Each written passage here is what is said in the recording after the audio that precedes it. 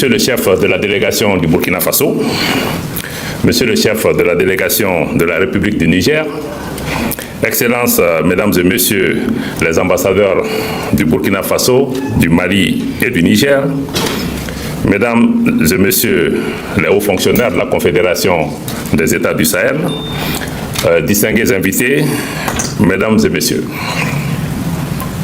Au nom de mes collègues en charge de la défense et des anciens combattants, le général de corps d'armée Sadio Kamara, responsable du pilier défense et sécurité, mais aussi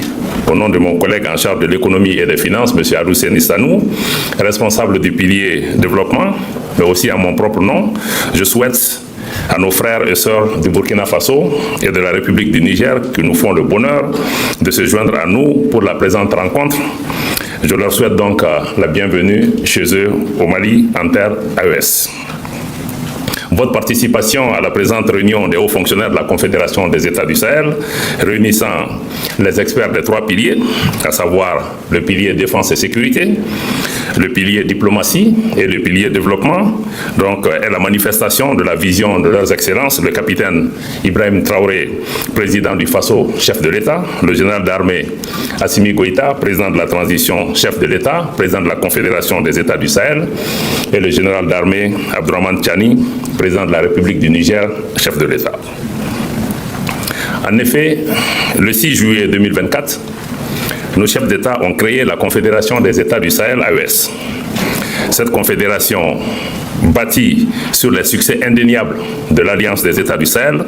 incarne les valeurs de fraternité, de solidarité, d'amitié, mais aussi de complémentarité qui unissent nos pays et qui soudent davantage nos populations, au point de ne faire à terme qu'un seul et même peuple, le peuple AES, le peuple AES fier, le peuple AES debout, le peuple AES qui prend son destin en main, comme l'évoque notre hymne confédéral. Durant sa jeune expérience de vie, la Confédération des États du Sahel a su s'imposer comme une réalité géopolitique qui compte et avec laquelle il faut compter, tant au Sahel que dans la région de l'Afrique de l'Ouest, en Afrique plus largement et même au-delà. La Confédération des États du Sahel a su opérer un changement de paradigme irréversible en faisant respecter les principes fondamentaux comme celui de la souveraineté de nos États, celui du respect de nos choix stratégiques comme de nos choix de partenaires et celui du respect et de la prise en compte pleine et entière des intérêts de la population AES en toutes circonstances. Cet exercice qui se poursuit au quotidien n'est pas une tâche facile, vous le savez, car il a nécessité un changement de mentalité, particulièrement de la part de certains partenaires qui avaient trouvé un confort malsain dans la perpétuation d'un esprit et de comportement de domination et de prédation également de nos ressources. Chers collègues, aux fonctionnaires, vous avez joué une part importante dans cet effort commun qui a réussi à faire respecter progressivement notre organisation, nos pays, notre confédération du moins, nos pays et nos peuples. En effet, peu de choses auraient été possibles sans la pacification progressive et toujours en cours de l'espace AES, grâce d'abord aux actions conjointes de nos forces armées et de sécurité, y compris la mutualisation de leurs moyens, toutes choses qui a permis des victoires tangibles sur le terrain contre les groupes armés terroristes soutenus par leurs sponsors étatiques étrangers. Cette volonté de défense collective atteindra bientôt un autre niveau qualitatif avec la pleine opérationnalisation de la force unifiée de la Confédération des États du Sahel. Dans le même ordre d'idées, la Confédération parle désormais d'une seule voix. Mieux, elle parle de plus en plus d'une seule voix, une voix forte. Lors des forats internationaux, tant nous avons réussi ensemble à faire de l'harmonisation et de la coordination de nos positions, notre action diplomatique aujourd'hui est une réalité qui se consolide de jour en jour. Dans le domaine du développement, des pas de géant ont été franchis pendant ce court laps de temps. Je voudrais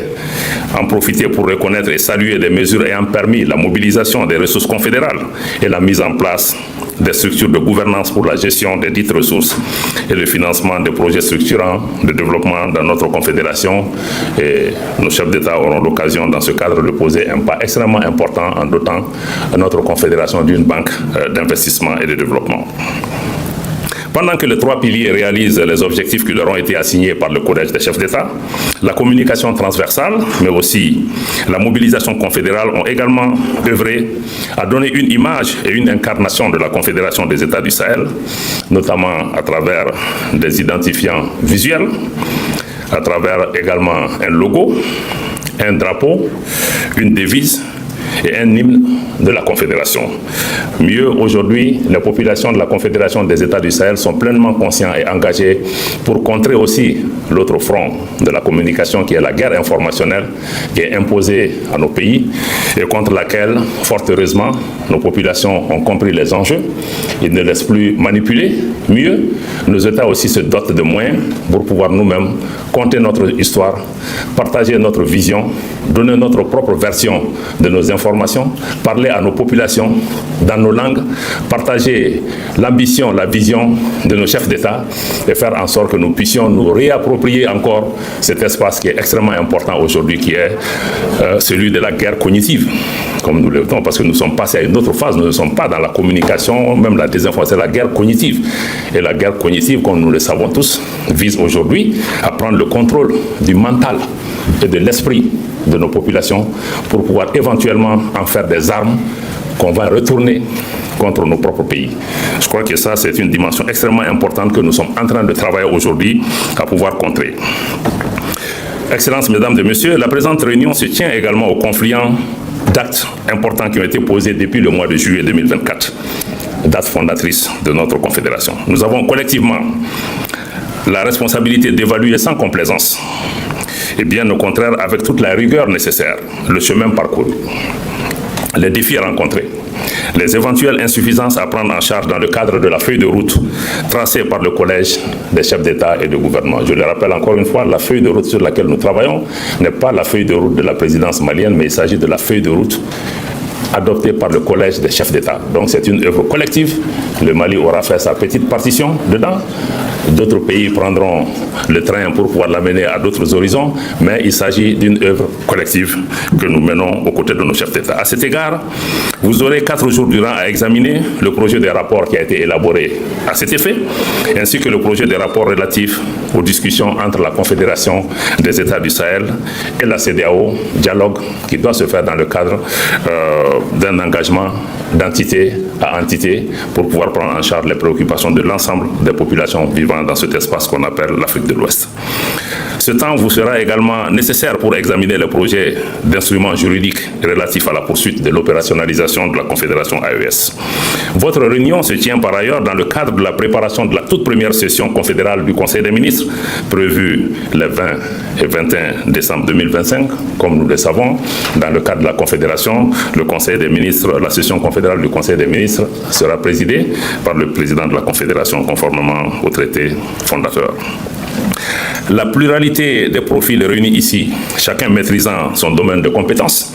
est un atout à capitaliser dans votre démarche de mutualisation des énergies, des intelligences, des compétences, des ressources, mais aussi des capacités.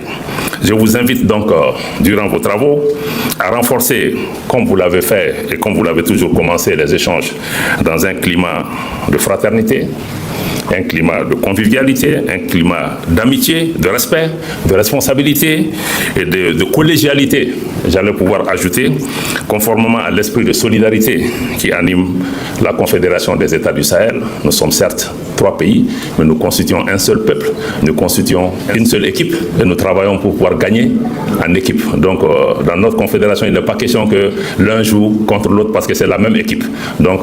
on a des différents talents, comme dans le football, à un moment donné qui peuvent être appelés à contribuer à l'œuvre, mais c'est une seule équipe, une seule vision, un seul peuple pour réaliser un seul objectif. Sans plus tarder et convaincu de la qualité de vos délibérations à venir, je déclare ouvert les travaux de la réunion des hauts fonctionnaires préparatoires à la première session confédérale du Conseil des ministres. Merci infiniment de votre attention.